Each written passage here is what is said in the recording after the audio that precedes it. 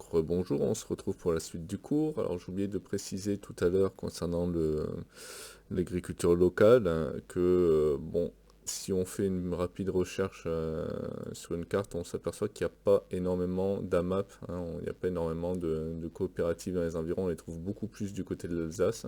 J'essaierai de me renseigner un petit peu plus, mais a priori c'est pas tellement sur le territoire de Belfort et dans la zone de Montbéliard qu'on en trouve. Ceci dit, par contre, je sais qu'il y a des éleveurs qui vendent de la viande dans les environs. Donc il est possible que les AMAP n'apparaissent pas forcément toutes sur cette carte.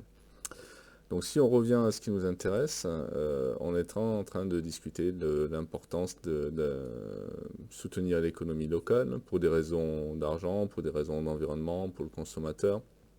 Et on va s'intéresser un petit peu plus à pourquoi c'est important, en particulier pour l'environnement.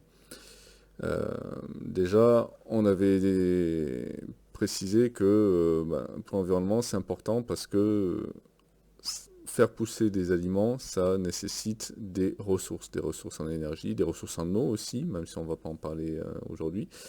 Et particulièrement quand on essaie de faire pousser des fruits en dehors de leur saison normale, on se retrouve avec des soucis, puisque souvent il faut les faire pousser sous serre, et éventuellement il faut parfois chauffer cette serre, ce qui n'est pas très bon pour la nature. Donc, et quelquefois ça alourdit la facture sur le plan de l'environnement de façon spectaculaire, hein. C'est-à-dire que quelquefois il vaut mieux commander ou acheter des produits qui viennent d'Espagne, même si c'est loin d'Espagne, mais parce que ça va pousser en pleine terre, plutôt que d'acheter quelque chose qui vient d'Allemagne, mais qui a poussé sous une serre chauffée. En termes de quantité de dioxyde de carbone émis, on va pas être du tout sur les mêmes échelles. Donc on en arrive à des choses complètement aberrantes, hein. C'est-à-dire à devoir acheter des choses plus loin parce que c'est meilleur pour l'environnement. C'est pas logique et c'est pas normal. D'une façon générale, le mieux, c'est encore d'acheter des produits de saison. Des produits de saison, c'est facile d'en trouver. Je vous rajouterai, si vous voulez, dans le cours, un calendrier des différents légumes et des différents fruits en fonction des saisons. Pour vous donner une idée, j'ai trouvé des fraises dès le mois de février dans les supermarchés. Ça n'est absolument pas la saison des fraises. Là, on est dans la saison des fraises maintenant. On commence d'ailleurs. Ça dépend des variétés. Mais le mois de février, c'est absolument pas la saison des fraises. Ce qui veut dire que si vous achetez des fraises en janvier ou en février, vous achetez forcément des fraises qui sont produites de façon forcée et qui vont du coup être coûteuses pour l'environnement. Donc si on résume ça dans la question 5, en lisant aussi le texte, on peut résumer que l'intérêt de consommer des produits locaux et surtout des produits de saison, c'est de limiter la production de gaz carbonique, de CO2, qui est responsable de l'effet de serre. L'effet de serre, on aura l'occasion d'en reparler l'année prochaine, mais encore une fois, c'est ce qui cause le réchauffement climatique. C'est ce qui fait qu'il y a quasiment plus de neige l'hiver, c'est ce qui fait qu'il y a de plus en plus de sécheresse l'été, en tout cas dans notre pays. Dans certaines zones, les effets sont un petit peu plus variables, mais d'une façon générale, ça va rendre les choses de plus en plus difficiles pour les personnes, pour les animaux, pour les espèces végétales, pour à peu près tout le monde. Donc c'est important de veiller à ne pas avoir des comportements qui augmentent l'effet de serre. Donc sur cette figure maintenant, la figure qui est sur la page 4, et je ne sais pas pourquoi ça a sauté de page, on vous présente justement l'influence sur l'environnement que différents aliments ont. Et on vous demande quel est l'aliment qui finalement va entraîner la production d'un maximum de gaz carbonique et quel est l'aliment qui en entraîne le minimum. Et vous voyez que d'une façon générale, ce qui entraîne le plus de gaz carbonique, c'est plutôt la viande, alors que les végétaux, c'est relativement peu. D'ailleurs, les végétaux, pour pousser, utilisent du CO2, donc déjà, ils en équilibrent une partie.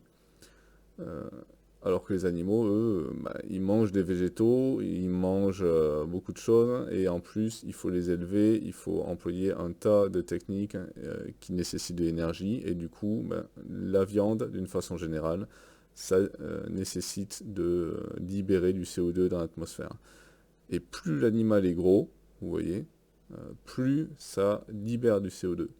Hein. Donc le pire, c'est le bœuf, et de très très loin, puisque vous voyez, pour 1 kg de viande de bœuf, on libère 26 kg de CO2 dans l'atmosphère, ce qui est loin d'être négligeable.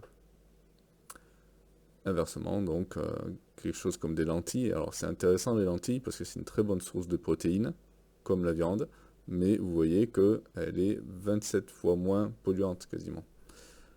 Donc si on résume, hein, la viande de bœuf, c'est ce qui libère le plus de CO2, alors que les végétaux, c'est ce qui en libère le plus. Alors quel est l'intérêt pour le consommateur de prendre conscience de ça? C'est ce qu'on appelle en fait l'empreinte carbone, hein. Plus un aliment va nécessiter de libérer du CO2 pour être produit, plus son empreinte carbone est importante. Pourquoi c'est important d'être conscient de ça? C'est parce que ça permet éventuellement de modifier ses habitudes alimentaires. Pour information, il n'y a absolument pas besoin de manger de la viande tous les jours. Sans être vegan ou quoi que ce soit, on considère que même pour la santé, c'est largement suffisant de consommer une part de viande. Et une part, c'est pas 300 grammes, hein, une part, c'est dans les 100 grammes environ. Tous les 2 jours, c'est largement suffisant. Les autres jours, on peut consommer évidemment des sources de protéines, mais on va favoriser plutôt tout ce qui est végétal, comme les lentilles. Les lentilles ou les autres légumineuses.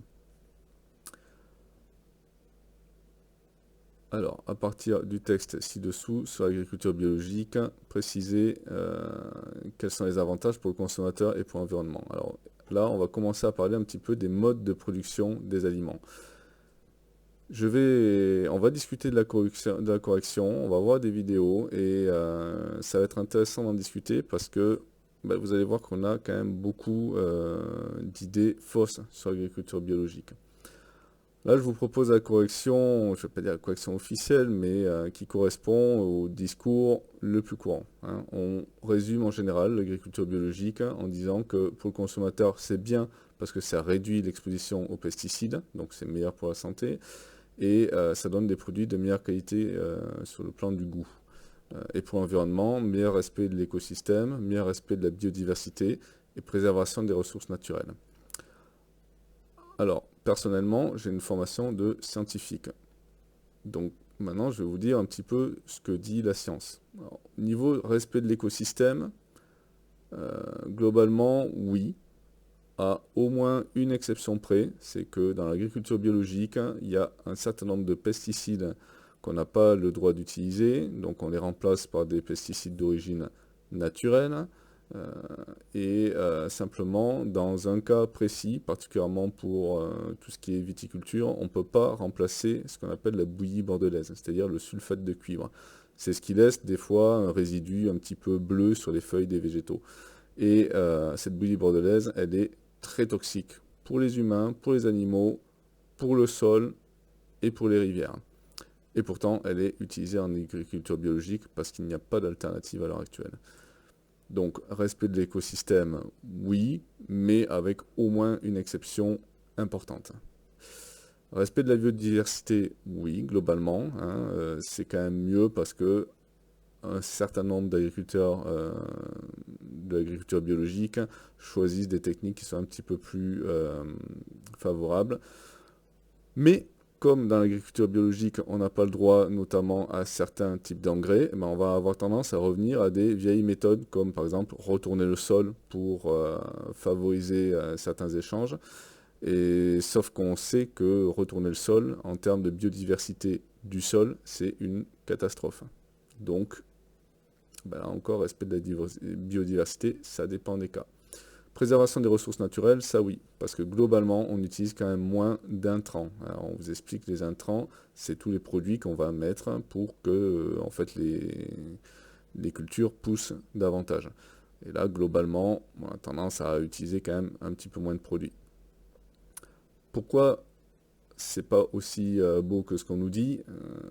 C'est parce que globalement, l'agriculture biologique aussi, on sait que ça a un rendement inférieur. C'est-à-dire qu'un champ va produire moins qu'un champ conventionnel. Un champ d'agriculture biologique va produire un petit peu moins. Ça dépend des végétaux, mais on est entre 10 et 50% en moins, ce qui est énorme. Et on va voir que, vu le nombre de personnes qu'il faut nourrir, ça peut poser problème. Alors les avantages pour le consommateur, eh ben, là aussi, moi en tant que scientifique, je ne suis pas tout à fait d'accord avec ce qu'on dit et avec ce qu'on vous demande de retenir. À savoir que l'utilisation de produits de bonne qualité gustative, bah, ça pour avoir testé personnellement, ça dépend des variétés. Ce qui fait énormément pour le goût, c'est pas est-ce que c'est bio ou pas, c'est quelle est la variété et est-ce qu'elle est de saison. Si elle est de saison, et qu'elle est récoltée à maturité, à ce moment-là, vous aurez un produit qui est très bon, même s'il n'est pas biologique. Inversement, un produit bio qui est récolté avant la maturité et hors saison, vous aurez quelque chose qui ne va pas être génial. Donc ça, je n'irai pas jusqu'à dire que ça vient forcément de l'agriculture biologique, mais dans certains cas, comme les salades par exemple, ou certains fruits, oui, on trouve globalement des variétés qui ont plus de goût et qui sont plus intéressantes. Donc à la rigueur, je suis d'accord avec celle-là. La réduction de l'exposition aux pesticides, alors là, on entend tout et n'importe quoi. Si vous écoutez la télé ou la radio, on a l'impression qu'on va tous mourir parce qu'on mange beaucoup trop de pesticides. C'est plus compliqué que ça. Déjà, contrairement à ce qu'on croit, les pesticides sont utilisés dans l'agriculture biologique. Simplement, il faut qu'ils soient autorisés et ils ne sont autorisés que s'ils sont d'origine naturelle. Le problème, c'est qu'en tant que scientifique, je ne peux pas vous dire que d'origine naturelle, ça soit meilleur. Parce que la toxicité d'un produit n'a rien à voir avec son origine. Vous avez des produits créés par l'être humain qui sont relativement inoffensifs, et vous avez des produits naturels qui sont extrêmement toxiques. Dans la nature, on trouve les poisons les plus violents qu'on connaisse. Comme le poisson que les Japonais consomment, le fugu, qui contient de la tétrodotoxine, qui est une toxine extrêmement foudroyante. Le venin de cobra aussi, c'est parfaitement naturel, mais c'est extrêmement toxique. La toxine botulique qui peut tuer si on prépare mal une conserve, c'est également extrêmement toxique, et pourtant ce sont des choses tout à fait naturelles. Donc, l'exposition aux pesticides, ce qui compte surtout, c'est de respecter les règles d'utilisation des pesticides. Et on peut tout à fait respecter les règles, même en n'étant pas dans de l'agriculture biologique. Donc ce qui compte, c'est les pratiques des agriculteurs. Et donc je pense personnellement, mais là ça n'engage que moi, qu'il faut arrêter de taper sur les agriculteurs. Je pense qu'ils font tous de leur mieux. Donc l'essentiel, c'est déjà de se rapprocher d'une agriculture un petit peu plus locale, un petit peu, où on connaît déjà un petit peu mieux son interlocuteur. Et à ce moment-là, on voit vite si c'est quelqu'un de sérieux ou pas. Donc l'agriculture biologique, voilà, le but à la base, c'est d'améliorer l'environnement et de proposer des produits de meilleure qualité. Concrètement, la science aujourd'hui a dit que c'est pas meilleur pour la santé parce que c'est pas si radicalement différent de certaines pratiques qu'on trouve déjà dans l'agriculture courante, qui s'est nettement améliorée avec le temps, et donc on ne voit pas une différence énorme, à part le prix, qui est considérablement plus important. Si malgré tout, vous avez envie de soutenir l'agriculture biologique, ce qui peut se comprendre, parce que malgré tout, ça fait partie d'une démarche de préservation de l'environnement, il y a des logos qui permettent de les reconnaître. Et ces logos, vous les connaissez déjà. C'est le petit AB pour agriculture biologique verte, ça c'est le logo français. Ou alors vous avez le logo européen, en général on trouve les deux côte à côte, mais vous avez le logo européen qui est en forme de feuille et qui est visible ici. Donc ça c'est ce qui permet aux consommateurs de reconnaître l'agriculture biologique. On vous parle un petit peu des OGM dans ce texte. On vous dit que l'agriculture biologique aussi c'est bien parce qu'on n'utilise pas d'OGM. Alors là, moi aussi, en tant que biologiste, je suis obligé de vous dire, qu'est-ce que c'est un OGM? Un OGM, c'est un organisme génétiquement modifié. C'est-à-dire qu'on va, pour essayer de modifier un caractère d'un fruit, un caractère, par exemple, ça va être la couleur de la peau ou la résistance du fruit quand on le transporte, pour changer ça, on va prendre un gène, par exemple, qui permet de fabriquer un pigment, une couleur, et on va l'insérer dans le fruit. En fait, ça c'est quelque chose qu'on fait depuis des milliers d'années, simplement avec des méthodes naturelles, entre guillemets, c'est-à-dire que quand on voit une pomme qui est rouge, on va prendre les pépins de cette pomme, on va les planter, et on espère avoir un arbre qui fait que des fruits rouges. Et petit à petit, on a des variétés qui ont telle ou telle couleur, ou tel goût. Et en fait, c'est pas plus subtil que ce qu'on fait aujourd'hui. Ce qu'on fait aujourd'hui, c'est on prend juste un gène, et au lieu de sélectionner des centaines de gènes, ben, on sélectionne juste un gène, et on fait les choses de façon beaucoup plus ciblée. Alors pourquoi je parle de ça? Parce que ben, on a tendance à croire que les aliments qu'on consomme, ils sont naturels, et que les OGM, ben, c'est pas naturel. Alors pour ça, je vous ai préparé un petit diaporama, et ça va être à vous d'essayer de deviner quel fruit ou quel légume correspond à ce que vous êtes en train de regarder.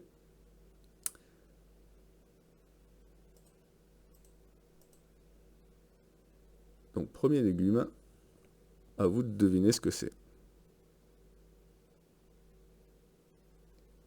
Alors, vous voyez que ce sont des racines, mais à part ça, c'est pas forcément évident de deviner ce que c'est. Ben, en fait, c'est l'ancêtre de la carotte. La carotte a été sélectionnée à partir de racines sauvages pour devenir plus charnue, hein. Vous voyez qu'elle est quand même beaucoup plus épaisse en diamètre, et elle est orange, de couleur orange. Alors ça c'est pour des raisons assez marrantes, hein, mais l'intérêt c'est que du coup ça contient du bêta-carotène, qui est la vitamine A. Nouvel exemple, vous voyez là un fruit relativement petit avec des épines. Ben, c'est l'ancêtre de l'aubergine. Vous voyez, il n'y a pas grand chose à voir. L'aubergine a encore quelques épines, mais ça ne pique presque plus. Et vous voyez qu'elle est devenue beaucoup plus large, beaucoup plus charnue et beaucoup plus nutritive. Là, vous avez quelque chose que vous avez peut-être reconnu instantanément. Alors, de taille, hein, c'est très petit, ça tient dans la paume de la main, et c'est l'ancêtre de la banane. Et vous voyez que l'ancêtre de la banane est beaucoup plus petit, a des graines beaucoup plus grosses, hein, et a relativement peu de chair.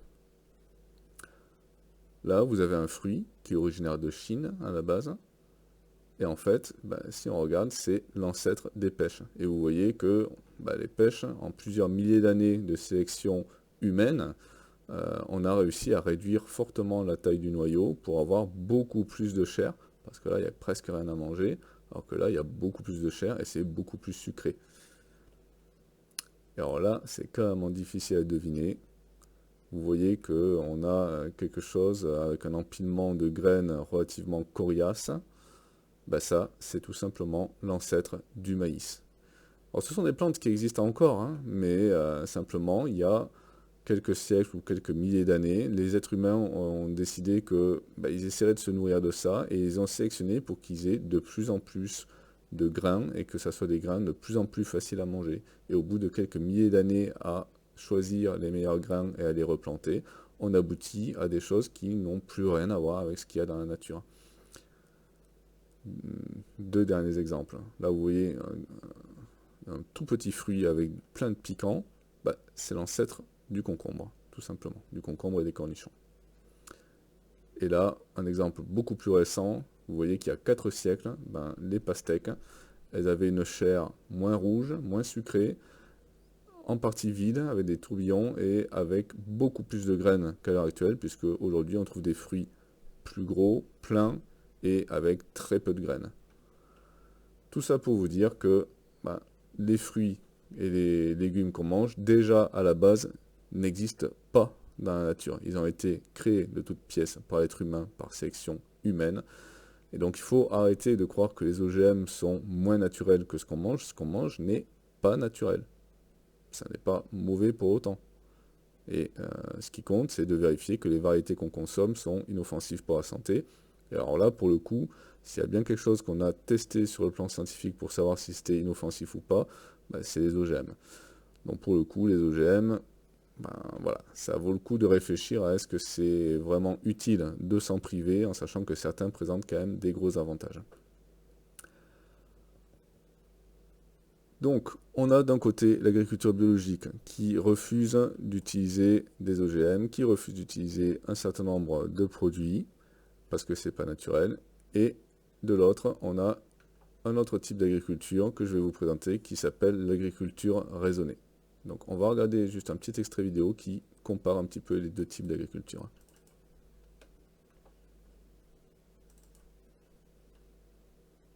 Alors oui, et la plus connue d'entre elles, c'est l'agriculture biologique et son logo AB qu'on retrouve sur les produits. C'est un label et pour l'obtenir, il faut répondre à un cahier des charges exigeant. Interdit les produits chimiques et les OGM. Obligatoire pour les producteurs de viande, les animaux doivent être élevés en plein air, leur alimentation doit être bio. Sachez que le bio, c'est seulement 4% de la surface agricole. Alors on parle aussi beaucoup d'agriculture raisonnée. Qu'est-ce que ça veut dire? Alors, les agriculteurs s'engagent au maximum à être écologiques et vertueux dans leurs pratiques. Par exemple, ils vont veiller à ne pas être trop gourmands en eau. Ils vont essayer de limiter les déchets de leur exploitation, mais ils ne s'interdisent pas, si les conditions sont compliquées, d'avoir recours à des produits chimiques. Alors c'est Donc là, on vient de comparer un petit peu l'agriculture biologique et l'agriculture raisonnée. Et donc vous comprenez que l'agriculture raisonnée, elle, est moins radicale dans sa façon de faire pousser les aliments, puisqu'elle ne s'interdit pas d'utiliser des techniques modernes, voire ultra modernes, pour essayer d'améliorer les rendements. Alors pourquoi on parle d'améliorer les rendements? Je vais vous montrer une petite vidéo qui va vous permettre de comprendre un petit peu quels sont les challenges et quelles sont les solutions technologiques qui existent déjà à l'heure actuelle. Alors ça va ressembler un peu à de la science-fiction, on va être honnête, c'est sans doute pas aussi génial que ça comme façon de faire de l'agriculture, mais vous allez comprendre que quand même si on veut nourrir tout le monde, ça serait dommage de se priver de certaines solutions technologiques.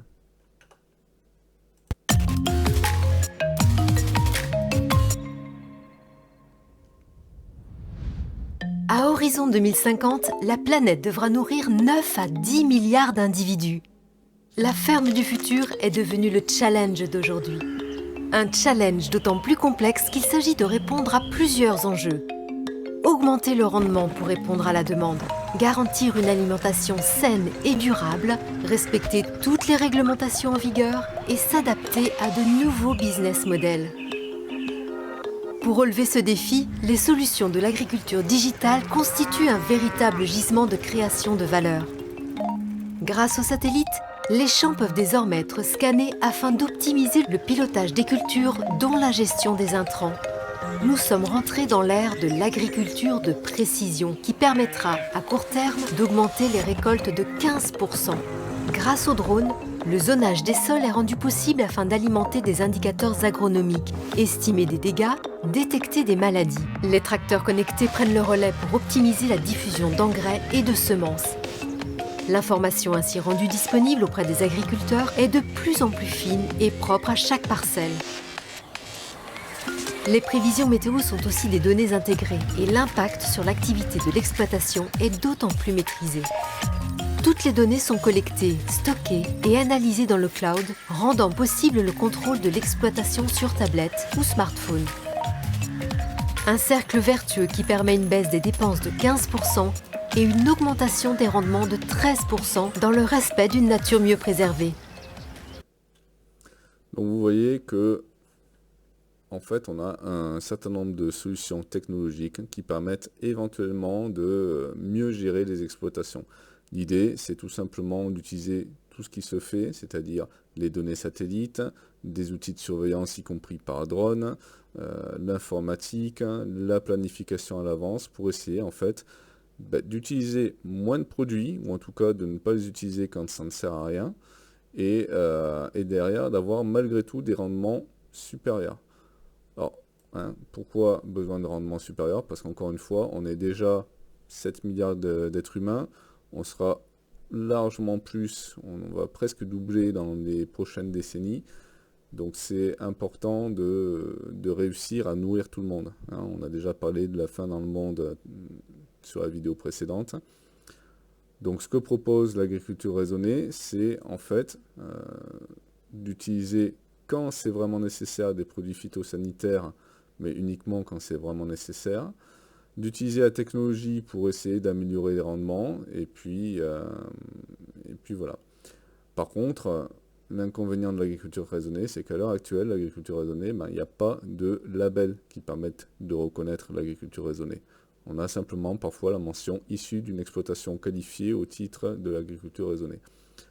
Alors malgré tout, voilà, on peut arriver à trouver ce genre de produits dans le commerce. Donc avant de terminer pour aujourd'hui, on va parler toujours au chapitre de l'environnement un petit peu de ce qui se fait au niveau des emballages. Puisqu'un gros problème quand on achète des produits en supermarché, c'est que en général ils sont emballés et même suremballés. Et alors qu'est-ce qu'on fait pour justement éviter ça? Alors ben, évidemment, c'est vous, en tant que consommateur, qui devez essayer de faire attention. Hein. Par exemple, quand on achète des biscuits, essayez d'acheter des biscuits qui ne soient pas suremballés en 4 ou 5 ou 6 sachets fraîcheur. C'est sympa les sachets fraîcheur, mais ça fait encore plus de plastique. Alors, comment savoir si l'emballage que vous achetez est recyclable? On trouve deux choses qui vous aident. Ce petit logo là, avec les flèches, c'est ce qu'on appelle le Triman. Hein. C'est un logo qui veut dire que cet emballage est recyclable, qui peut être trié. Et puis vous avez aussi les consignes info-tri qui vous disent qu'est-ce qui dans l'emballage peut être recyclé. En général c'est la partie en carton. Et qu'est-ce qui doit être jeté à la poubelle classique, qui est en général tout ce qui est film plastique. On trouve d'autres symboles, c'est pour ça que c'est parfois difficile de s'y retrouver. On trouve le point vert. Le point vert, ça veut absolument pas dire que c'est recyclable. Ça veut juste dire que l'entreprise paye pour la collecte des déchets. Le ruban de Möbius, lui, il veut dire qu'effectivement c'est recyclable, sauf s'il y a un chiffre à l'intérieur. Là, à ce moment-là, ça veut dire qu'il y a, par exemple, 60% de matière recyclée dans un plastique ou dans un carton. On a des logos aussi qui permettent de reconnaître des emballages recyclables, comme l'acier, le verre, ou ces deux-là qui, tous les deux, désignent de l'aluminium.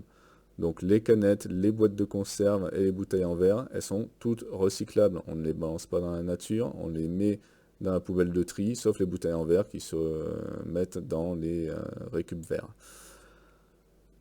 Les matières en plastique, alors attention, ce logo ne veut pas forcément dire que c'est recyclable, mais ça dépend surtout du chiffre qu'il y a à l'intérieur. Et les matières en plastique 1 et 2, c'est-à-dire PETE, ça c'est les bouteilles d'eau, et PEHD, ça correspond essentiellement aux bouteilles de lait, bouteilles plastiques de lait. Ces deux matières sont parfaitement recyclables. Et enfin, la poubelle barrée, vous l'avez peut-être déjà vu, c'est généralement sur les piles, les batteries et les appareils électroniques ou électroménagers. Ça veut dire que c'est recyclable et que donc il ne faut pas le jeter à la poubelle classique, il faut le déposer chez un collecteur. En général, on le ramène au magasin où on l'a acheté ou alors sur un point de collecte qu'on peut trouver sur internet.